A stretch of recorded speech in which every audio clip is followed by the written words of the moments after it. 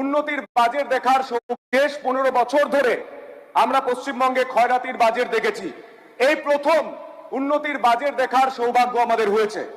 এই বাজেট জনমোহিনী নয়, জনদরদি। এই সদনে আসার আগে রাস্তায় শিক্ষকদের ধারাবাহিক লড়াই আমি দেখেছি, তা নিয়ে খবরও করেছি। সরকারি কর্মীদের দাবি মেনে 20% ডিএ দেওয়ার জন্য মুখ্যমন্ত্রীকে প্রথমেই প্রণাম এবং ধন্যবাদ। এই বাজেট রাম রাজত্বের বাজেট। রাম রাজত্ব মানে পেটে ভাত, মাথায় ছাদ, হাতে কাজ, নারী সুরক্ষা, সামাজিক সুরক্ষা ও সাংস্কৃতিক সুরক্ষা। আমাদের সংস্কৃতি ভারতীয় সংস্কৃতি, যে সংস্কৃতি আমাদের শেখায় রামধনুকে রামধনু বলতে, রংধনু বলতে নয়। আমি অনুরোধ করব যে আগের সরকার তোষণ করতে গিয়ে রামধনুর নাম রংধনু করে দিয়েছেন শিক্ষামন্ত্রী মহোদয়রা, যাতে ভারতীয় সংস্কৃতির প্রথা মেনে রামধনুকে ফিরিয়ে নিয়ে আসে আমাদের পাঠ্যপুস্তকে। অনেকেই আমাদের সরকারের উপর আশায় বুক বেঁধেছেন যে পাঠ্যপুস্তকে রামধনু ফিরে আসুক। আমাদের সংস্কৃতি এমন সংস্কৃতি হোক যাতে মালদা মুর্শিদাবাদ থেকে আমাদের ভাই বোনেদের রাতারাতি বাড়ি ছেড়ে, ঘর ছেড়ে যাতে অন্য জায়গায় চলে যেতে না হয়। সংস্কৃতির কথা বলতে গেলে আমি যে বিধানসভা থেকে আসছি, দেবাদিদেব মহাদেব বাবা তারকনাথের স্থান তারকেশ্বর।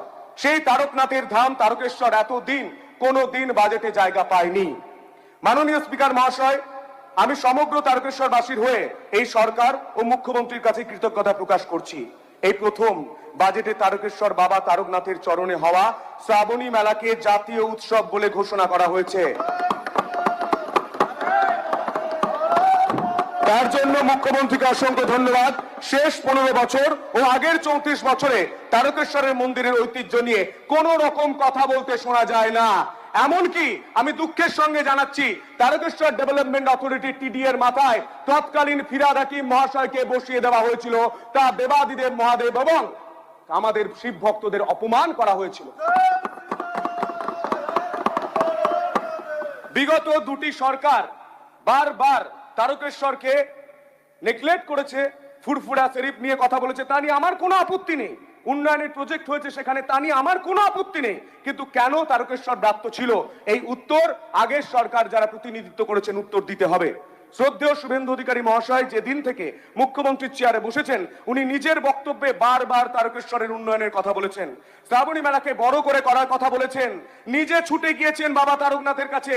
শ্রদ্ধেয় মুখ্যমন্ত্রীর কাছে আমার তারকেশ্বরবাসীর হয়ে কৃতজ্ঞতা প্রকাশ করছি। শ্রাবণী মেলাকে বাজেটে জাতীয় মেলা ঘোষণা হয়েছে এবং মুখ্যমন্ত্রীর নির্দেশ মতো 30 দিনের মাথায় অতি দ্রুততার সঙ্গে তারকেশ্বরের মন্দিরের সৌন্দর্যায়নের কাজ শুরু হয়েছে।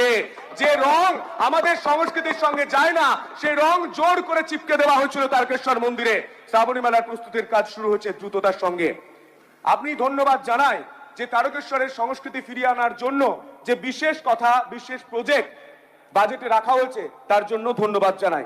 মাননীয় স্পিকার স্যার, আগের সরকার তৃণমূল সরকার তারকেশ্বরের যে হাসপাতাল রয়েছে সেই হাসপাতালের কি পরিস্থিতি করেছেন তা আমাদের স্বাস্থ্য প্রতিমন্ত্রী সুমনা ম্যাডাম নিজে গিয়ে পরিদর্শন করে এসেছেন।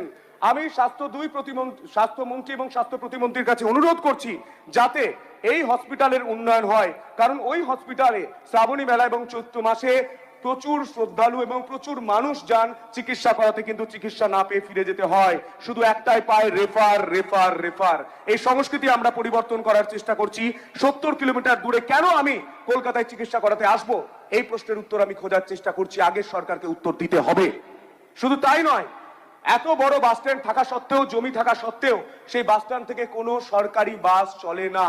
আমি পরিবহন দপ্তরের মন্ত্রী মাননীয় অর্জুন সিং এর সঙ্গে দেখা করে আমি পেপার জমা করেছি এবং তিনি আশ্বস্ত করেছেন সেখান থেকে সমস্ত সরকারি বাস চলবে। তার জন্য ওনাকে প্রথমেই ধন্যবাদ জানাই। এর পরবর্তী ক্ষেত্রে আমি একটাই কথা বলতে চাই, মাননীয় স্পিকার সাহেব, এই বাজেটে কোনো ফটকা বাজেট করা হয়নি, চমকপ্রদ বাজেট নয়। এটা সাস্টেনেবল ডেভেলপমেন্টের কথা মাথায় রেখে বাজেট করা হয়েছে। হয়তো বিরোধীদের অনেকের এটা বুঝতে অসুবিধা হচ্ছে, মাথার উপর দিয়ে যাচ্ছে। আপনার সময় শেষ হয়েছে। আমি শেষ করছি। এই বাজেট সিভিক ভলেন্টিয়ারদের বাজেট, প্রাণী বন্ধুদের বাজেট, পাকা বাড়ি দেওয়ার বাজেট, গ্রামের উন্নয়নের বাজেট, আলু চাষীদের বাজেট, সেবা শিল্প স্বাস্থ্য সংস্কৃতির বাজেট, রাম রাজত্বের বাজেট, দেবাদিদেব মহাদেবের আশীর্বাদে আমাদের এই সরকার চলছে, তার বাজেট।